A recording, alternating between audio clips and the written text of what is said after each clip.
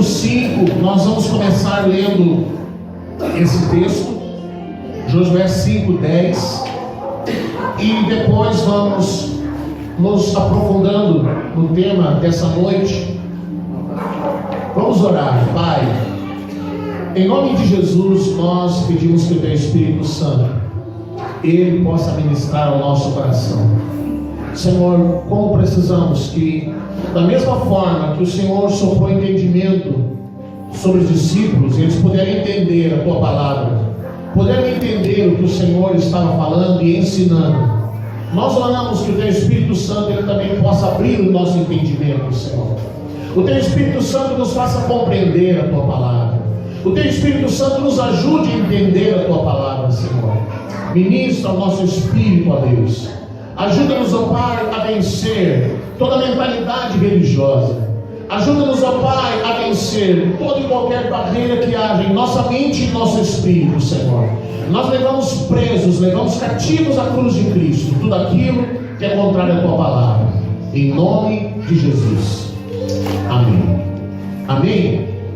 Então nós vamos começar aqui, Josué 5:10-12, e daqui vamos seguir em frente. Estando, pois, os filhos, eu acho que ali está na linguagem de hoje, né? Mas pode ser. Os israelitas estavam acampados em Gilgal, na planície em volta da cidade de Jericó. E ali comemoraram a Páscoa, na noite do dia 14 do primeiro mês. No dia seguinte, comeram alimentos daquela terra, cereais torrados e pão sem fermento. Depois disso, os israelitas não tiveram mais o maná, porque ele parou de cair do céu. Desse ano em diante, eles começaram a comer os frutos, começaram a comer os alimentos da terra de Canaã. Alguns dias atrás nós liberamos uma palavra cujo título era Chegamos em Canaã. Quem estava aqui no dia 9, que foi o primeiro culto que nós realizamos aqui, nesse lugar, nessa casa de adoração, nós fizemos uma comparação entre o tempo em que o povo de Israel saiu do Egito e todo o seu período de travessia no deserto por 40 anos, até a sua chegada em Canaã. Então, em nosso entendimento, da mesma maneira que um dia nós saímos da religião e que fizemos uma travessia de aproximadamente 6 anos e meio e finalmente chegamos em nossa casa, chegamos em Canaã. Essa foi a nossa analogia, esse foi o nosso entendimento. Mas agora eu quero prosseguir essa palavra. Então, se fôssemos dar o título é o seguinte: chegamos em Canaã. E agora? Chegamos em Canaã. E agora? O que temos que fazer? O que vamos fazer? Então, a partir desse texto que nós lemos, nós vamos entender o que foi para o povo de Israel chegar em Canaã. Muitas vezes, querido, a gente ouve pessoas falarem de uma forma negativa: ah, eu estou vivendo um deserto, eu estou passando por um deserto. E a maioria das vezes que as pessoas se referem ao deserto, elas se referem ao deserto como sendo algo ruim, negativo, terrível.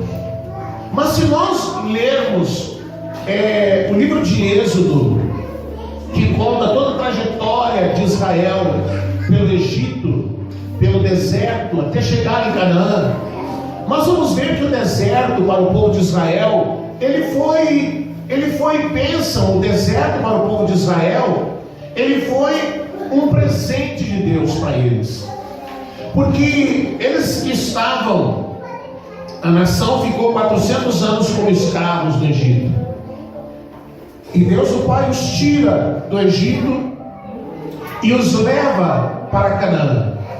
Nós precisamos entender que o propósito de Deus era que eles chegassem em Canaã em aproximadamente 40 dias. Nós precisamos entender isso. Esse era o propósito de Deus, que eles entrassem em Canaã 40 dias após a sua saída do Egito. Mas eles não creram. Eles não acreditaram que seriam capazes de entrar na terra de Canaã. Eles entenderam que não tinham capacidade, não tinham condições, mesmo com o favor de Deus, de entrar em Canaã. Eles temeram. E por causa do seu medo, Deus então estabeleceu um decreto de que para cada ano cada dia que eles levariam para chegar a Canaã, eles levariam um ano. E quando nós olhamos o mapa das peregrinações do povo de Israel durante o deserto, nós vamos ver que eles passaram várias vezes pelo mesmo lugar. Eles fizeram várias voltas por aquele deserto. Então você imagina uma viagem de 40 dias se transformar em 40 anos, é muita volta para dar. E eles precisaram aprender a depender de Deus. Talvez a dificuldade que muitas pessoas têm quando falam do deserto é aprender a depender de Deus. Então a única coisa que eles precisaram fazer durante a travessia no deserto era aprender a depender do Senhor. Para todas as coisas. Quando eles queriam água, eles pediam, Deus dava água. Eles precisavam acreditar que Deus daria água. Quando eles quiseram pão, Deus deu o maná. Quando eles quiseram carne, Deus deu as codornizes. Quando eles tiveram qualquer outras situações, eles oravam e esperavam e Deus provia. O deserto foi para o povo de Israel um tempo de muita provisão. Para você ver, para você entender o que Deus fez, vamos olhar Deuteronômio 29, quando Moisés ele fala sobre esse tempo de travessia. Deuteronômio 29, versos 5 e 6, um pouquinho antes aí na sua Bíblia, umas páginas antes, diz assim, ó: durante 40 anos ele os guiou pelo deserto.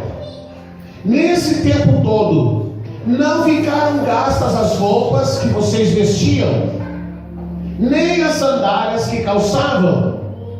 Vocês não tinham pão para comer, nem vinho ou cerveja para beber, mas Deus lhes deu tudo o que precisavam, a fim de que ficassem sabendo que Ele é o Senhor, nosso Deus. Alguém aqui tem 40 anos ou próximo a 40 anos?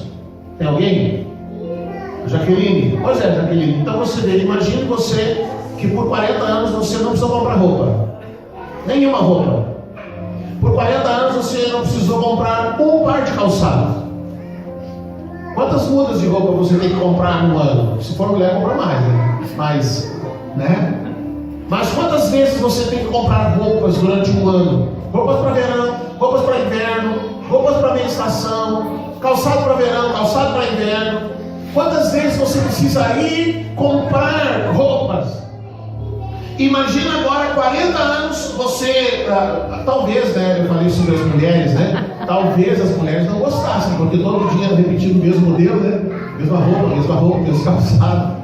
Mas imagina você nascer em algum lugar, e aí a sua mãe e seu pai colocarem em você uma roupa, uma túnica que eles usavam, uma sandália, e essa túnica e essa sandália, conforme o seu corpo ia crescendo, essa túnica, essa sandália ia crescendo também. Então por 40 anos eles não precisaram se preocupar nem com isso.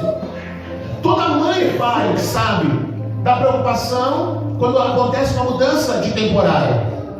Quando chega o inverno, as mães que têm filhos pequenos se preocupam, porque as roupas que estão usando nesse inverno, quando chegar no inverno que vem, né, já virou o modelo pescador, já não serve, o calçado já não entra, a camiseta já não entra, tem que comprar tudo de novo.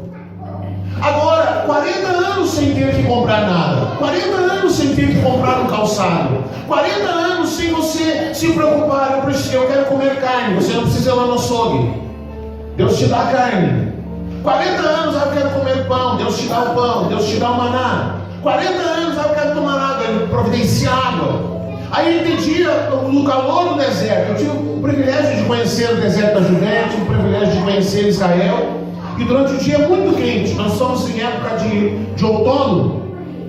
E mesmo no outono a gente andava de dia com camiseta. de camiseta de manga curta, e à noite às vezes colocava um casaquinho, não era tão frio. Mas no Sinai, por exemplo, no dia que nós fomos subir, deu 6 graus de frio para poder subir o Monte Sinai. Então, durante o dia que era muito quente, muito calor, Deus colocava uma nuvem de sombra. E durante a noite que era muito quente, Deus colocava uma coluna de fogo. Então tudo era uma provisão de Deus durante esses 40 anos. Amém? Esses 40 anos, onde está o sofrimento em você não ter que comprar coisas? Onde está o sofrimento em você não ter que tecer a sua roupa? Onde está o sofrimento em você não ter que gastar o seu dinheiro, gastar os seus recursos? Eles saíram do Egito levando gado, mas eles choraram para Deus dizendo: nós queremos comer carne. Era mais ou menos assim: você tem 20 vacas lá, quer comer um churrasco, mas não quer matar a sua vaca. Minha vaca eu não quero matar, mas eu quero comer carne. Daí eu chorar para Deus: nós queremos comer carne, Senhor. E aí Deus tinha que providenciar para eles. Então por 40 anos essa foi a vida deles. E todas as vezes que houveram situações de guerra, Deus intervia. Então por 40 anos eles não fizeram nada, a não ser confiar em Deus, a não ser esperar no Senhor. E a única coisa que eles aprenderam era acompanhar a nuvem. Então eles tinham que olhar para a nuvem. Não era assim: agora nós vamos sair, né? Cada um ia e a nuvem ia seguindo atrás deles. Não, eles tinham que observar a nuvem. Se a nuvem parasse num determinado lugar, eles montavam seus acampamentos e se organizavam ali de uma forma organizada em volta do tabernáculo, as 12 tribos, 3 tribos à frente, 3 tribos atrás, 3 tribos à direita e à esquerda, e assim as 12 tribos estavam organizadamente distribuídas. Quando a nuvem começava a se mover, eles estavam em tendas, então eles desmontavam tudo e acompanhavam a nuvem. Às vezes a nuvem parava por um mês, às vezes a nuvem parava por menos tempo, e eles saíam e peregrinavam. Era isso que eles faziam. Mas agora eles vão entrar em Canaã. Ali a partir do capítulo 29 que nós vemos, Deus começa a preparar o coração deles para entrar em Canaã. Deus começa a ensinar para eles como vai ser a vida deles em Canaã. Porque toda vez que Deus falava de Canaã, Deus dizia: vocês vão entrar numa terra que mana leite e mel. Ou seja, numa terra que é tão fértil, que é tão boa, que tudo que vocês plantarem, vocês vão produzir em grande quantidade e os frutos serão grandes. Você lembra que quando eles foram visitar a terra pela primeira vez, eles trouxeram cachos de uva que precisavam 2 homens carregar? Você lembra disso? Os frutos eram imensos. Então Deus foi ensinando para eles, através de Moisés ainda: vai ser assim, vai ser desse jeito. No verso 30, Deus vem e chama Moisés: Moisés, olha, você não vai entrar na terra de Canaã. Chama Josué, e agora você vai ensinar Josué.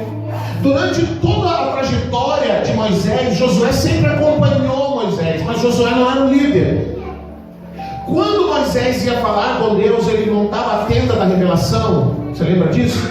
Ele pegava todas as tralhas da tenda, levava para fora do acampamento, montava a tenda da revelação, e Deus descia naquele lugar e falava com Moisés. E Josué ficava de longe. Nesse dia, quando ele está se preparando para ir embora, Deus diz: chama Josué, e vocês 2 juntos entrem na tenda da revelação, porque eu quero falar com Josué agora. Então Deus foi preparando um tempo de transição. Josué entra na tenda, e agora Deus fala com Moisés, e Deus fala com Josué face a face. Que legal, né? Deus vem e desce na tenda e fala com Josué e fala com Moisés. Orienta Josué, orienta Moisés. Deus mostra para ele o que vai acontecer depois que eles estão em Canaã. Deus faz toda essa trajetória, toda essa transição para que eles entrem em Canaã. No último capítulo de Deuteronômio, a palavra de Deus diz que Moisés, procura para nós ali, Carol, 34, capítulo 34 de Deuteronômio, no verso 1, quando agora Moisés vai morrer, Moisés vai partir. Achou lá, ó. Moisés foi das planícies de Moabe até o Monte Negro, e subiu ao alto do Monte Pisga, na altura de Jericó, que ficava do outro lado do rio. Dali o Senhor lhe mostrou toda a terra de Canaã, isto é, o território de Gileade até a cidade de Dan, no norte, o território das tribos de Naftali, Efraim, vai citando. Mas abre o verso número 5. Deixa eu ver se é o 5. Verso 5. Assim Moisés, servo do Senhor Deus, morreu na terra de Moabe, conforme o Senhor tinha dito. Deus o sepultou ali, num vale que fica em frente da cidade de Bet-peor. Até hoje ninguém sabe onde ele foi sepultado. Moisés tinha 120 anos quando morreu, mas ainda enxergava bem e tinha boa saúde.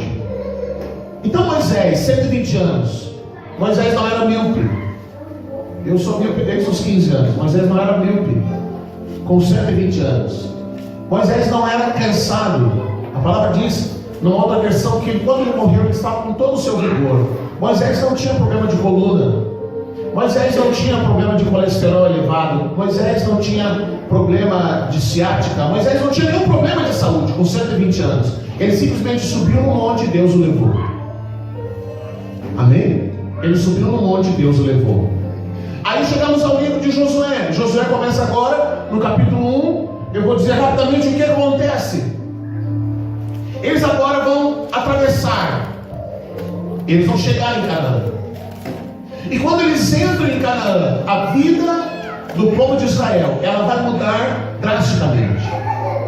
Amém? Ela vai mudar drasticamente. A vida deles vai mudar como do dia para a noite. Então é muito interessante, porque o deserto não era um lugar de descanso. Ninguém descansa no deserto, mas Israel descansou no deserto. Quando eles entram em Canaã, que seria a terra do descanso, eles não descansam mais. Em Canaã eles têm que trabalhar. Em Canaã eles têm que gerar agora. Agora o nível de relacionamento com Deus é diferente. Agora eles têm que aprender a gerar as coisas. Eu quero explicar melhor sobre isso. No capítulo 1, Josué assume a liderança do povo de Israel. No capítulo 2, os espias são enviados. Eles ainda não atravessaram. Os espias atravessam o Jordão e vão visitar Jericó. Eles voltam relatando: a cidade é fortificada. Todos nós conhecemos. A cidade é fortificada, os muros são intransponíveis. Não há como nós entrarmos em Jericó. Não há como entrarmos nessa cidade. Eles voltam e trazem o seu relatório. Mas Deus disse que eles iriam entrar em Canaã e que a terra era deles. Amém? No capítulo 3, eles atravessam o Jordão. Eles agora vão oficialmente entrar em Canaã. No capítulo 3, eles atravessam o Jordão. No capítulo 4, na travessia do Jordão, eles colhem pedras e levantam o primeiro altar ao Senhor. O primeiro altar de adoração, quando eles entram em Canaã. Das pedras tiradas do rio Jordão. No capítulo 5, acontece uma coisa importante. Todos os homens são circuncidados. E aqui começa a mudar as coisas. Todos os homens são circuncidados. No capítulo 5 de Josué, onde nós lemos aquele texto. Todos os homens são circuncidados. Então Deus está sinalizando uma coisa importante. Para entrar em Canaã, a carne tem que ser cortada. Entrar em Canaã, a carne tem que ser cortada. Deus está dizendo: no deserto vocês podiam ser carnais. No deserto vocês eram chatos, porque eles eram chatos, eram xarope. Olha, Deus dava tudo para eles sempre estavam murmurando. O pastor pregou sobre isso esses dias. Sempre estavam murmurando. Um dia eles pediram pão, Deus deu pão, eles disseram: nós não queremos mais comer esse pão vivo. Pediram carne, e a Bíblia diz que Deus deu tanta carne para eles que saía pelo nariz. Eles viviam reclamando. Moisés era um homem muito calmo, muito paciente. Mas imagina o pastor sozinho liderar 3 milhões de pessoas. Eles enlouqueciam Moisés. A palavra diz que Moisés era um homem o mais paciente que existiu na face da terra.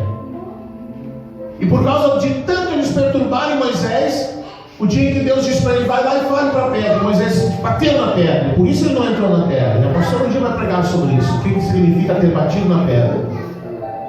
E porque ele bateu na pedra, Deus disse, fale para a pedra, e ele bateu 2 vezes. E Deus disse, por causa disso você não vai entrar, porque o que você fez é muito grave. Mas por que Moisés bateu? A Bíblia diz que ele estava estressado. Ele não aguentava mais tanta reclamação. Você levar 3 milhões de pessoas que todo dia reclamam de alguma coisa, embora tendo tudo nas mãos, sempre reclamando. Então Deus disse assim, durante a travessia no deserto, vocês eram carnais. Agora em Canaã, a carne tem que ser cortada. Então vocês têm que ser circuncidados. Em Canaã vocês têm que aprender a lidar com a sua carnalidade. Quem entra em Canaã tem que aprender a lidar com a sua carnalidade. Quem entra em Canaã tem que parar de se justificar dizendo, eu sou humano e eu falho. Tem que aprender a orar e a dominar os seus impulsos. Quem entra em Canaã tem que aprender a dominar os seus desejos, a sua vontade. É isso que Deus está dizendo, que Ele manda circuncidar toda a nação. Toda a nação significa que naquele dia 600 mil, 700 mil homens foram circuncidados. Homens adultos. A circuncisão é feita no 8º dia de vida de um menino, porque é o melhor dia para que ele seja circuncidado. Existe nesse dia algo que acontece, que a cicatrização é muito rápida. Mas imagina um homem com 40 anos ser circuncidado. Todo mundo sabe o que é circuncisão? Pega o pingolim do homem, corta a pele, e aí toda a glande fica exposta. Então, coitado do homem, ele tinha que andar de perna aberta assim, até cicatrizar. Eles ficaram 30 dias chorando a morte de Moisés, até atravessar. Então Deus assim, você vai entrar em Canaã, corte a sua carne. Para com isso. Pare de ficar cantando, eu sou humano, não sei o que. Para com isso, irmão. Vai se controlar, vai se dominar, vai orar. É isso que Deus está dizendo. A segunda coisa que acontece no capítulo 5, eles celebram a Páscoa. No dia que eles celebram a Páscoa, nós lemos ali no capítulo 5 de Josué, no capítulo 5, verso 10, estando, pois, os filhos de Israel acampados em Gilgal, celebraram a Páscoa. Eles celebraram a primeira Páscoa em Canaã. No dia 14 do mês, deixa eu ver, os israelitas estavam acampados em Gilgal, na planície, em volta da cidade de Jericó, e ali comemoraram a Páscoa na noite do dia 14 do primeiro mês, verso 11. No dia seguinte, eles comeram os primeiros frutos da terra. No dia seguinte, veja bem, eles entraram em Canaã, fizeram a circuncisão, celebraram a Páscoa. Depois da Páscoa, eles comem pela primeira vez frutos de Canaã. Como eles comeram? Porque havia fruto lá. Eles chegaram na época da primeira colheita. Quem planta alguma coisa, soja, essas coisas, sabe que pode plantar por 3 períodos diferentes. O primeiro, depois não sei o que, depois o tardio. E muitos frutos eram assim. Então, quando eles entraram em Canaã, eles estavam na primeira colheita. E eles, dessa primeira colheita, eles comeram no dia que celebraram a Páscoa. No dia que eles comeram essa primeira colheita da terra de Canaã, naquele dia eles comeram maná. Naquele dia eles comeram maná e comeram o fruto da terra. No dia seguinte não tinha mais maná. Aí você diz que legal. Não é legal. Sabe por quê? Agora vamos imaginar o que eles tiveram que lidar. 40 anos. Vou falar de novo da Jaqueline. 40 anos. Tudo que você tinha que fazer era ir fora da sua barraca e colher o maná. Só isso. Esse era o teu serviço. Ir fora da sua barraca e colher o maná. Ir fora da sua barraca, a Bíblia diz que as cordonices voavam a meio metro de altura. Era só esticar o braço e pegar quantas você quisesse. Agora não tem mais maná. Agora você quer comer pão, você tem que colher o trigo, você tem que malhar o trigo, você tem que preparar a farinha e você tem que fazer o pão. Isso porque era a primeira colheita.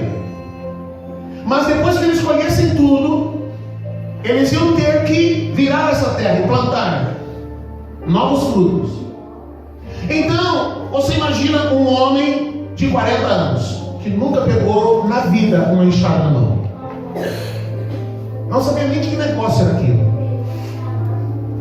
Nasceu quando saiu do Egito, cresceu na travessia, e agora ele entra em Canaã e alguém diz para ele, a mãe chama o filho, o pai chama o filho, filho, isso aqui é uma enxada, ó, isso aqui, agora você vai virar a terra e você vai trabalhar essa terra.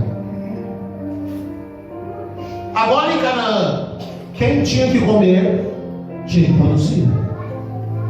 Quem tinha que comer tinha que gerar o alimento. Eles tiveram, Deus ainda foi bom de dar a eles a oportunidade de comer dos primeiros frutos da primeira colheita. Mas esses frutos das colheitas que estavam acontecendo agora, eles iam terminar, porque 3 milhões de pessoas comendo, né? Era muita gente para comer. Não é uma família pequena que você vai ali e mata um porco e come alguns dias. Não é uma família pequena que você compra 5 quilos de farinha, dura quase um mês, 15 dias, 20 dias. São 3 milhões de pessoas comendo. Então eles tinham que colher, preparar, e depois eles tiveram que plantar. Aqui, agora não adiantava só orar. Agora eles tinham que gerar o alimento. Agora eles tinham que trabalhar para comer. Agora eles tinham que providenciar o alimento que eles precisavam. Então, se existe uma palavra para definir o que era, o que foi para Israel entrar em Canaã, a palavra é trabalho. Sabe o que isso significa? Nós entramos em Canaã e nós comemoramos porque entramos em Canaã. Mas agora em Canaã nós temos que aprender a trabalhar, a gerar as coisas em Deus. Durante a travessia nós falamos, você podia ser carnal, Deus ia levar em conta. Mas em Canaã, Deus quer que você deixe de ser carnal, você aprenda a ser espiritual. Aprenda a orar, aprenda a buscar o Senhor. Em Canaã, na travessia, quando o inimigo surgia, Deus entrava em guerra. E nós vamos ver que quando eles chegam em Canaã, agora eles têm que empunhar a espada, eles têm que guerrear. E quando eles tomam Jericó, fica muito claro de como serão as coisas em Canaã. Eles vão lutar, eles vão tomar Jericó. Quando eles tomam Jericó, o que acontece? Os muros são intransponíveis. Deus dá uma estratégia para Josué. Então eles têm que circundar a terra, a cidade por 7 dias, e no último dia 7 vezes. Então eles tocam o shofar, os sacerdotes estão à frente, eles tocam o shofar, e os muros caem. Amém? E quando os muros caem, o que acontece? O que acontece? Quem lembra? Quando os muros caem, cada um que está à frente do lugar onde o muro caiu, entra e vai da cidade. Eles precisam agora lutar para tomar a cidade. Sabe o que Deus está dizendo? Deus está dizendo o seguinte: durante o deserto, quando vocês enfrentavam inimigos, eu entrava na guerra e eu lutava, eu fazia tudo sozinho. Vocês só olhavam. Em Canaã não. Em Canaã, o que eu tenho que fazer, eu vou fazer. Ou seja, Deus vai fazer o que é o impossível. Era impossível derrubar os muros de Jericó? Ele derrubou. Ele derrubou os muros de Jericó. Os muros ruíram. Mas entrar na cidade, invadir a cidade, matar o inimigo, destruir o inimigo, isso que tinha que fazer era o povo. Então Deus está dizendo assim, ó, você quer aprender a lidar com o Canaã? Não, agora não basta você ficar orando e chorando, ah, meu Deus, ah, Senhor, ah, não. Deus está dizendo assim, ó, o que Ele tiver que fazer, aquilo que é impossível você fazer, Deus vai fazer. Aquilo que você não tem como fazer, que é impossível para você, Ele vai fazer. Mas aquilo que você tem que fazer, Ele não vai mandar um anjo fazer. Ah, você tem que plantar a terra, então vai, querido. Pega enxada e vai plantar, vai lá virar a terra e planta o que você tem que comer. Ah, tem que tomar a cidade, tem que derrubar os muros. Muito bem, eu derrubo os muros, mas você entra, você invade, você luta, você combate, você se empenha, você coloca a sua força, você coloca o seu esforço, você faz a sua parte. É isso que Deus está dizendo. Deus ensina para eles o que significa oração.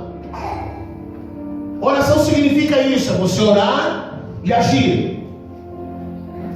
Ah, eu estou desempregado, o que eu vou fazer? Eu vou ficar chorando em casa. Não, você vai, pega o seu currículo, leva. Você ora, faz o currículo e leva. Leva quantas vezes for necessário.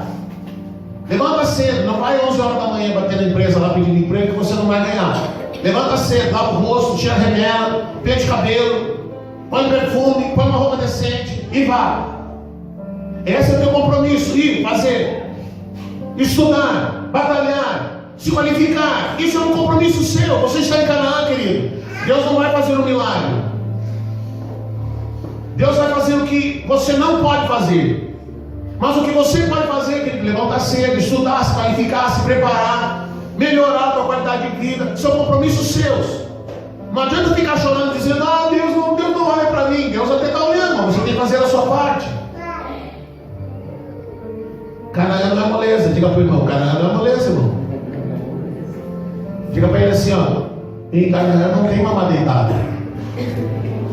Não tem essa de mamar deitada em Canaã. Canaã tem que se virar, meu filho, tem que trabalhar, tem que se esforçar, tem que se empenhar, tem que fazer esforço, tem que levantar, tem que construir, tem que combater, tem que pegar a espada. Então você imagina pessoas que não fizeram nada a vida inteira, 40 anos agora eles têm que trabalhar a terra, agora eles têm que fazer casa, agora as mulheres têm que começar a trabalhar com teatro, têm que começar a fazer roupa para os filhos, porque a roupa que durou 40 anos ela começou a se gastar, perdeu a validade no dia que eles entraram em Canaã. A roupa que nunca rasgou agora começou a rasgar.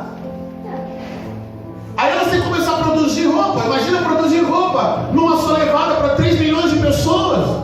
Aqueles teatrozinhos devem sair fumaça. Família grande, israelita, da filha nem coelho.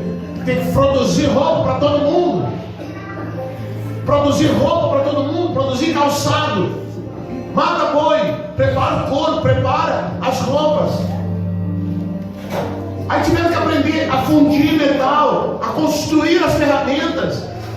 Eles não sabiam nada. Você imagina a dificuldade para esse povo que não sabia nada.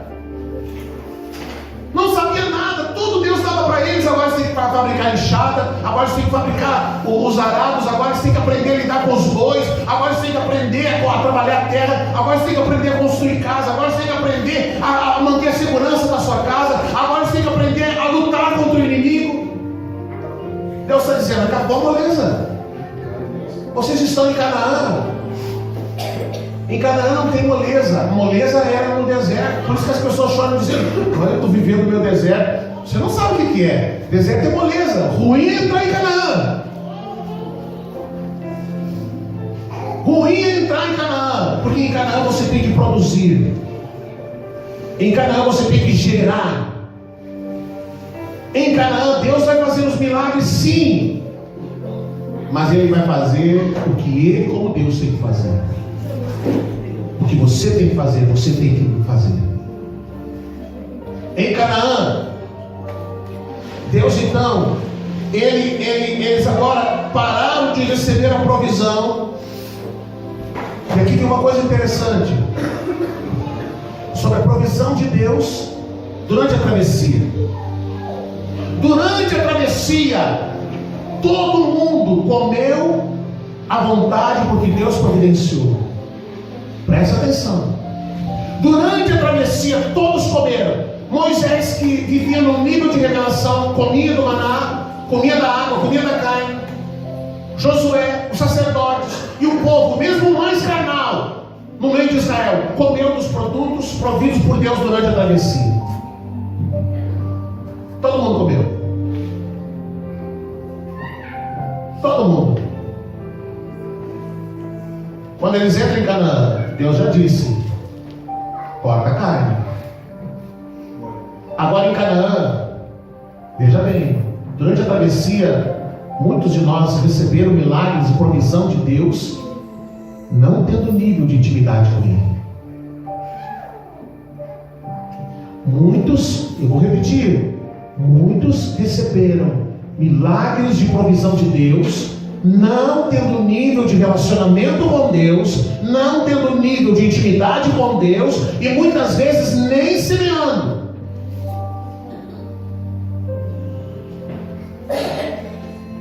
Agora entra em Canaã. Agora em Canaã, Deus ensina para eles: você quer grandes colheitas? O que tem que fazer? Semeie bastante. Em Canaã, Deus está dizendo para você: você até pode ter usufruído de todas as coisas que Deus te providenciou durante o tempo de travessia. Este lugar é um resultado de um milagre de Deus. Quando você para e pensa que esse lugar aqui, eu não tenho ideia do custo, mas em torno de 50 mil reais. E aí você para e pensa que de 5 a 15 pessoas no máximo que contribuíram para que isso pudesse ser levantado. Quando você pensa que era um número muito reduzido de pessoas que trabalharam. Quando você pensa que surgia dinheiro do nada, Deus providenciava. Nós usufruímos dos milagres de provisão de Deus. Agora Deus assim: agora vocês estão em Canaã. Vocês querem colher. Vocês querem colher. Vocês têm que semear. Vocês querem viver o sobrenatural. Experimentem uma vida sobrenatural. Durante a travessia, vocês podiam viver como quem anda de moto, como quem anda de bicicleta no asfalto, que vai atrás de um caminhão e vai só no vácuo. Você sabe disso? A pessoa entra no asfalto, vai atrás de uma bicicleta, uma moto, e fica atrás de um caminhão, e existe um lugar, uma posição atrás de um caminhão, que você não precisa fazer esforço nenhum. O vácuo, o caminhão vai puxando você. É o grande medo que algumas pessoas têm quando o caminhão vem no sentido contrário e aquele ar puxa você. Ou quando você está fazendo uma ultrapassagem, parece que o caminhão está puxando o seu carro para baixo dele. Isso é o vácuo. Então, durante a travessia, você ficou no vácuo da unção de outros. Agora em Canaã, Deus está dizendo: você tem unção, você vai gerar isso. Você quer unção, você tem que gerar isso. Você quer unção, você vai ter que aprender a entrar no seu quarto, você vai ter que aprender a orar, você vai ter que aprender a chorar, você vai ter que aprender a levantar um altar de adoração, você vai ter que aprender a andar com Deus se você quer que Ele ande contigo. Porque em Canaã você não vai mais andar nas costas dos outros. Se você quer comer, você vai ter que produzir. É por isso que Paulo fala, quando a igreja se forma, e aí muitas pessoas pensavam que estavam na travessia, elas se encostavam na igreja primitiva porque eles sabiam que iam ganhar comida, eles sabiam que iam ganhar roupa, eles sabiam que iam ganhar tudo. Então Paulo estabelece uma lei: quem não trabalha, não come. Mas Paulo não tem misericórdia. Paulo tem, mas folgado não dá. O reino de Deus não é um lugar de folgado.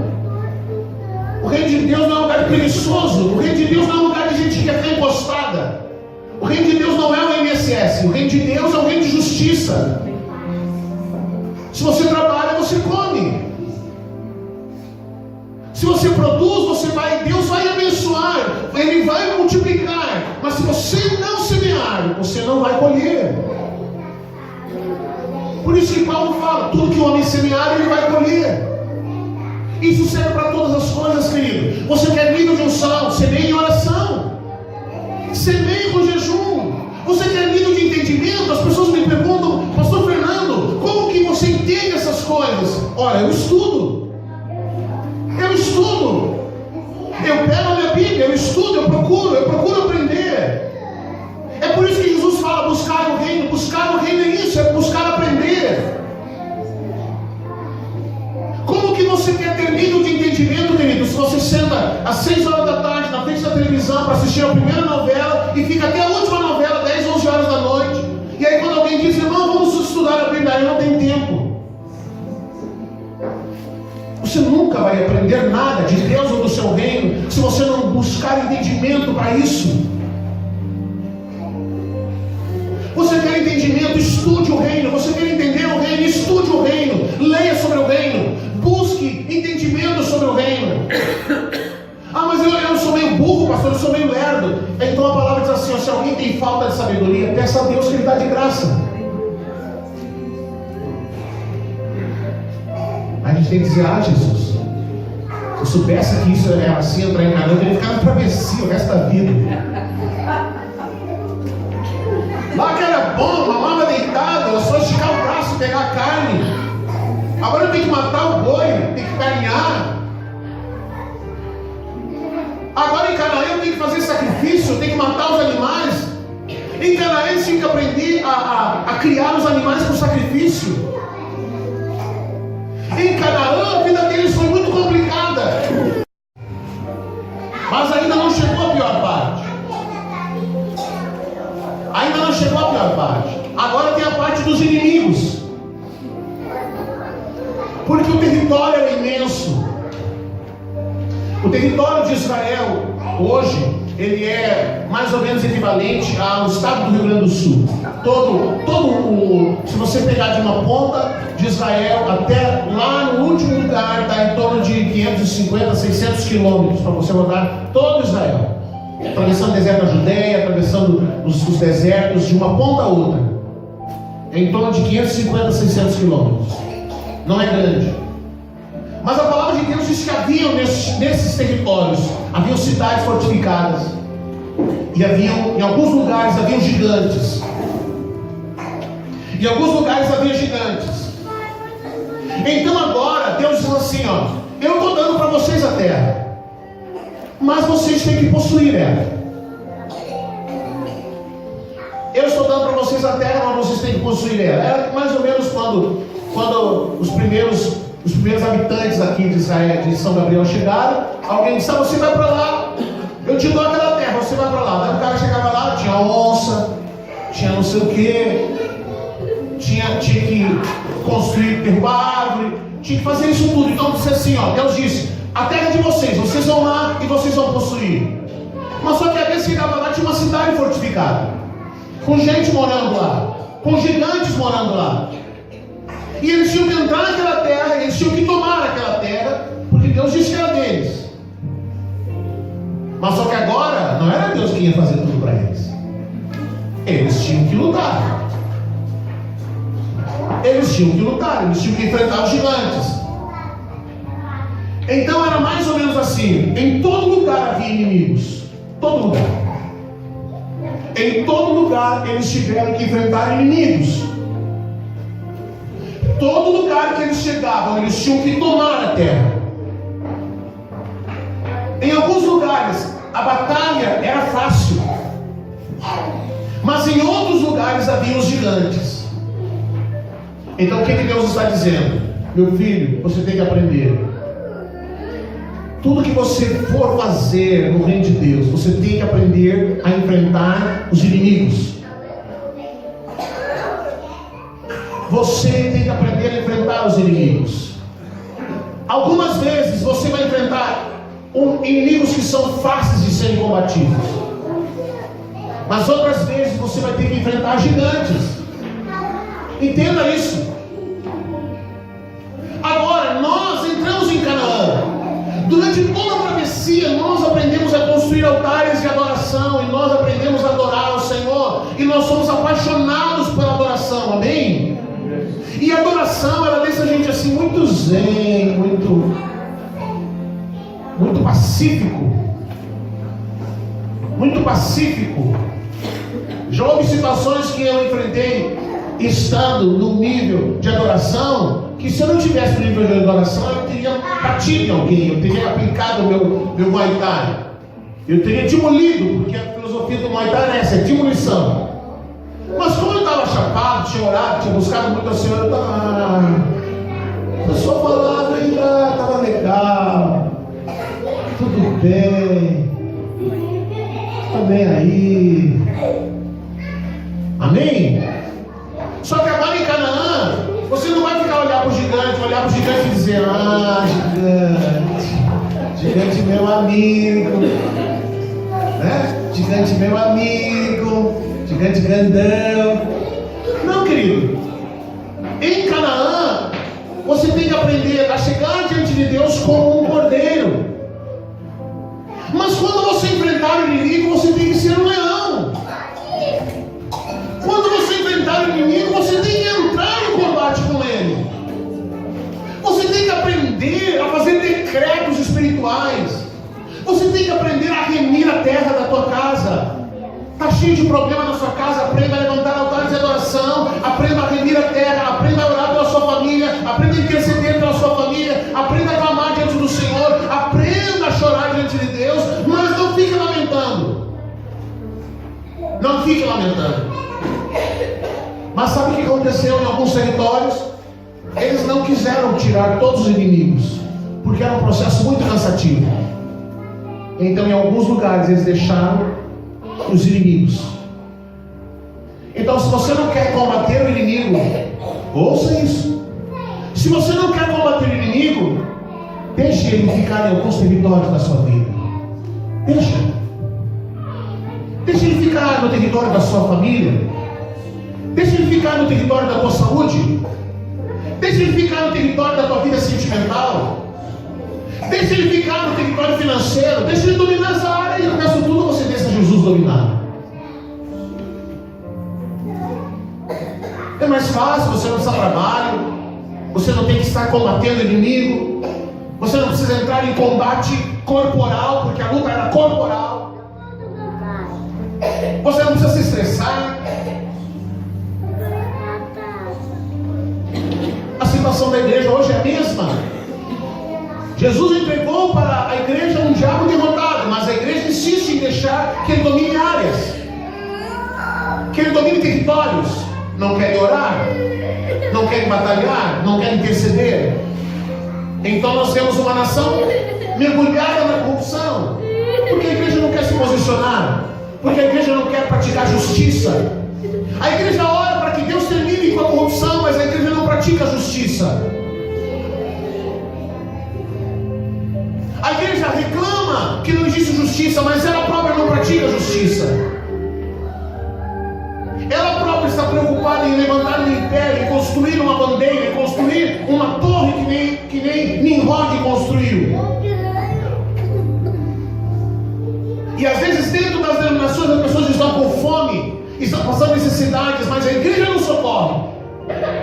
Então os irmãos saem do culto e vão lá no centro espírita, e vão lá não sei aonde, e batem na assistência social da prefeitura, porque a igreja não lhes dá alimento, porque a igreja não dá roupa, porque a igreja não dá o que eles precisam. A igreja não pratica justiça, não pode pedir que Deus faça justiça.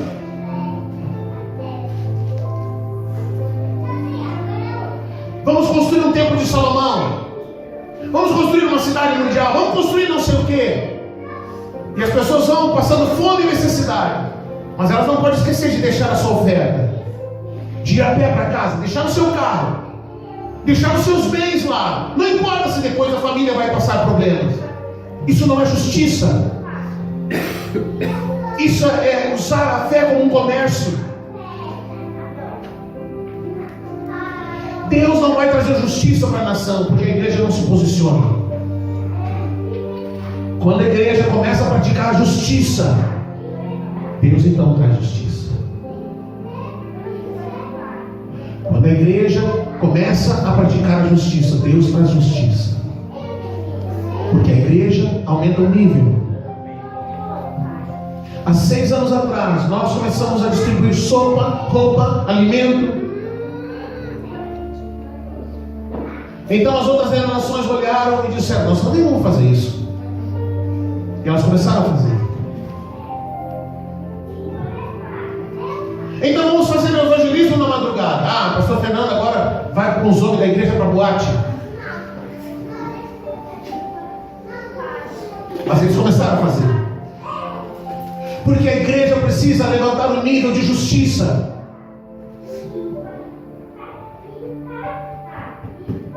Canaã, você tem que gerar as coisas. Eu me lembro que quando nós iniciamos o evangelismo ali na frente do Star, era um lugar que havia briga de gangues. Numa noite, 8, 10 pessoas esfaqueadas. Era toda semana, morte, toda semana. E um dia eu vi aquela notícia e eu disse: Deus, por que isso acontece? Por que não tem policiamento? Por que a prefeitura não faz alguma coisa? E eu ouvi Deus falando no meu ouvido: você sabe por que isso acontece? Ele disse: porque não tem polícia. Eu disse: não, porque vocês tinham que estar lá. Porque se vocês estivessem lá, isso não aconteceria.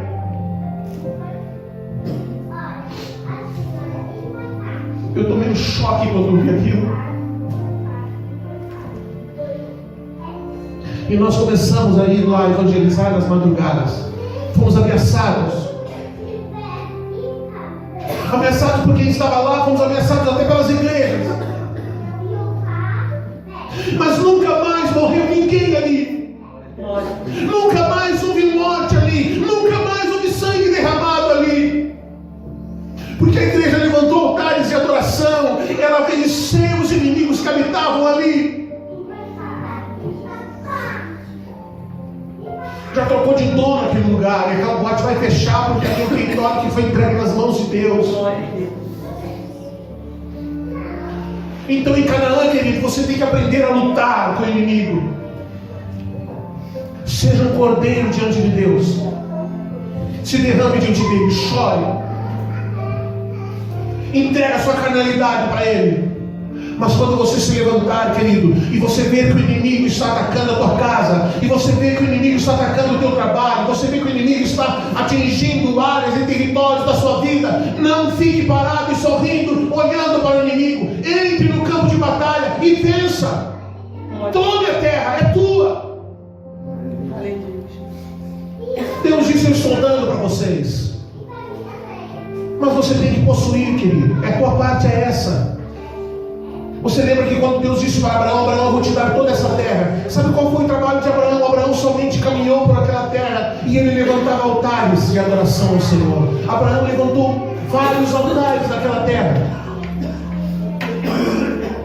Então aprenda a levantar altares, aprenda a adorar ao Senhor, aprenda a fazer decretos, aprenda a determinar aquilo que os céus estão determinando, não o que você quer determinar.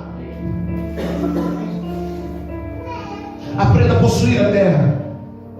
Aprenda a dominar a terra. Não seja dominado pelas coisas, mas domine a terra. Isso é estar em Canaã. Canaã é um lugar que nós temos que aprender a gerar as coisas.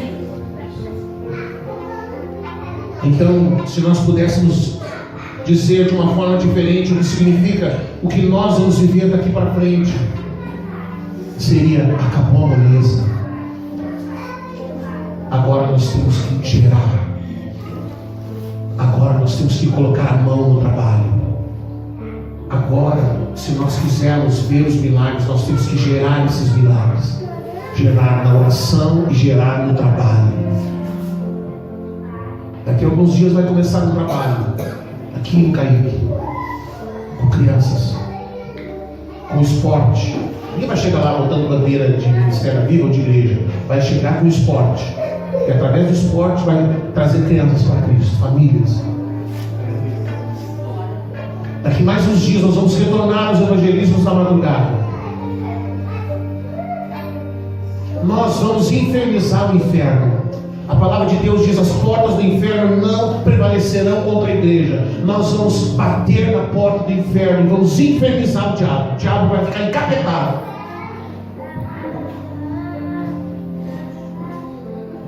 As pessoas olhavam para nós e diziam: o que vocês estão fazendo aqui?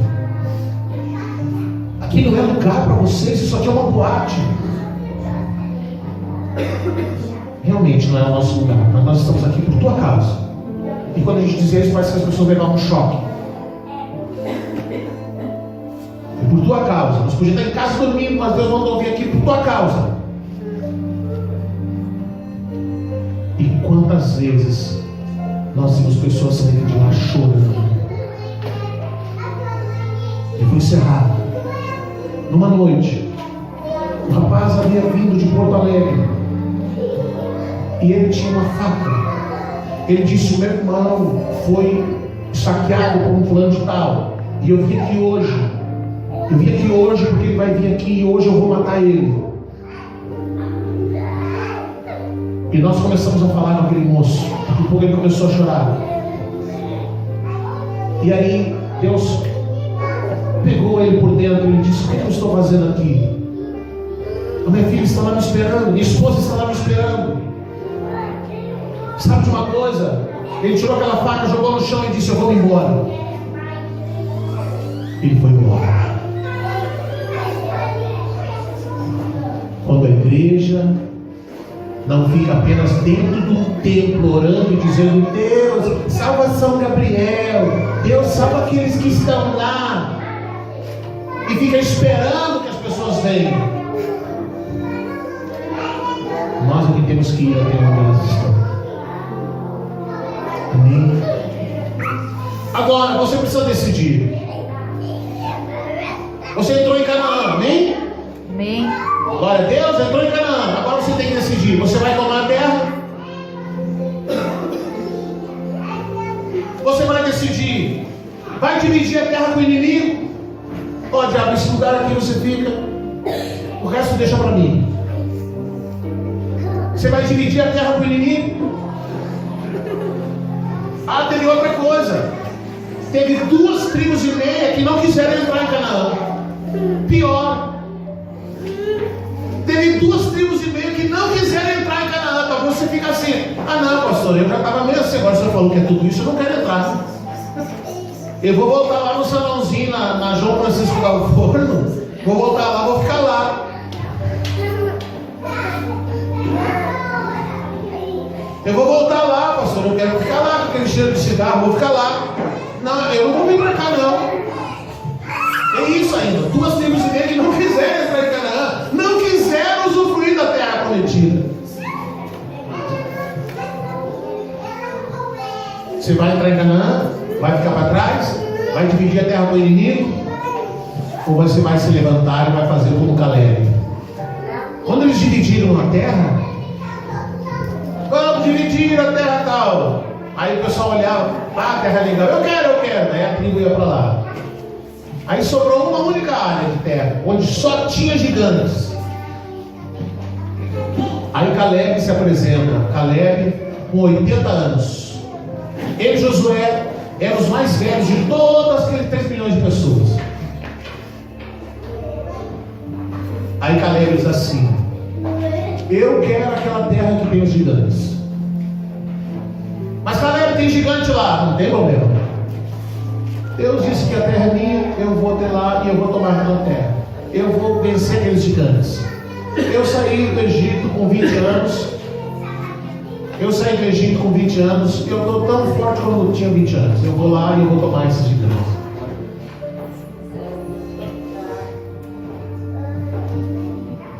Caleb sabia quem ele era. Sabe? Eu quero dizer para você o seguinte, ó. Alguém vai dizer assim: fulano, ai, fizeram uma macumba para você. Você fala: ah, meu Deus, fizeram uma macumba para mim, não vou mais dormir, não vou mais comer, não vou mais sair de casa, eu vou cruzar com o gato preto. Toma vergonha na cara, você tem que saber quem você é, meu filho. Deus já disse: a terra é tua. Enfrenta o inimigo e declare que aquele território não é mais do inimigo, é de Cristo. Amém? Aquele território é de Cristo. Vamos ficar de pé. Vamos adorar o Senhor. Nós estamos hoje. Nós já tivemos o tempo de ser cordeirinho aqui. Já oramos, já choramos, já ficamos zen. Agora nós vamos lutar como leões. Amém? Vamos lutar como leões. Eu vou convidar você para vir aqui à frente agora. Venha com a família. E nós vamos orar agora. Talvez você diga: pastor, eu estou enfrentando isso, eu estou enfrentando aquilo.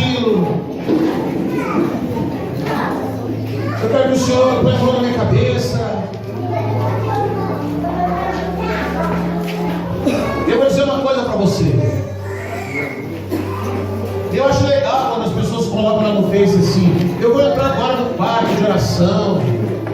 Coloca aí o seu pedido. Aí 500 pessoas colocam: ora por fulano, ora por ciclano. Mas a pessoa mesmo não quer orar. Se uma senhora veio aqui, ela disse: põe o nome do fulano, vocês têm livro de oração, põe o nome do fulano, falando do ciclano, falando isso aqui. Eu já mandei lá para a Assembleia de Deus, eu já mandei lá para outra igreja, já mandei lá para outra igreja, agora a sua, eu vi dizer que o senhor é um homem que ora muito, põe meu nome aí também. Olha o dia que tem alguém aqui.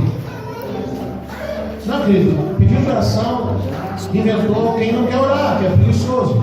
Uma coisa eu vou ajudar você em oração. Uma coisa você está enfrentando uma dificuldade, eu vou ajudar você em oração. Outra coisa você fica ligado com os pés para cima, dizendo: não, o pastor está orando por mim. Tomar vergonha na cara. Então você ouviu essa palavra, você diz: eu estou detectando que existem áreas da minha vida que o inimigo está tomando conta. Eu estou identificando que existem áreas da minha vida que o inimigo está dominando aquele território. Então hoje você vai orar como gente grande. E você vai vencer esse inimigo. Você vai orar. Agora, aprenda a orar a palavra de Deus. Não faça oração carnal, oração almática. Sabe o que é oração almática? Ah, Jesus, eu sou tão bonzinho, eu sou gente boa, eu tenho dificuldade. Isso não vai promover o coração de Deus. O diabo vai olhar, vai cair para trás com as perninhas para cima, rindo de você. Você tem que aprender a orar a palavra. Você tem que aprender a orar a palavra. Por isso que é importante a gente conhecer a palavra e enfrentar o inimigo com a palavra. Um dos símbolos da palavra de Deus é a espada. É a espada, não é uma pena se você não ter o inimigo, é uma espada. A palavra de Deus é uma espada que corta. A palavra de Deus ela é um escudo. Ela me protege, é uma arma de defesa, mas também é uma arma de ataque. Então aprenda a orar. Porque o irmão diz assim: irmão, eu vou fazer o que ele fazia lá na religião. Diga para ele: não, irmão, diga para ele do seu lado: irmão, eu vou orar agora. Não fica sugando a minha oração. Sabe aquelas pessoas que você está orando lá e fica só dizendo amém? É verdade. Também quero, Senhor. A pessoa está lá orando e o outro está só dizendo amém. Para de sugar a minha oração, irmão. Abre a tua boca e ora. Abre a tua boca e ora. Ora como gente grande. Você não precisa se preocupar, não, eu vou orar alto aqui, os irmãos vão ouvir minha oração. Não tem problema não, irmão. Enfrenta o seu inimigo. Enfrenta o seu gigante. Nós vamos começar a orar e eu vou tocar o shofar. O shofar representa a voz de Deus. E nós vamos levantar um clamor. Nós vamos levantar um clamor de guerra, de batalha. Depois nós vamos orar de novo, te adorando. Daí vamos chorar na presença do Pai. Mas você vai orar como gente grande. Vai clamar diante do Senhor pela sua família, pela sua saúde. Vai orar pelo seu trabalho. Vai orar para Deus abrir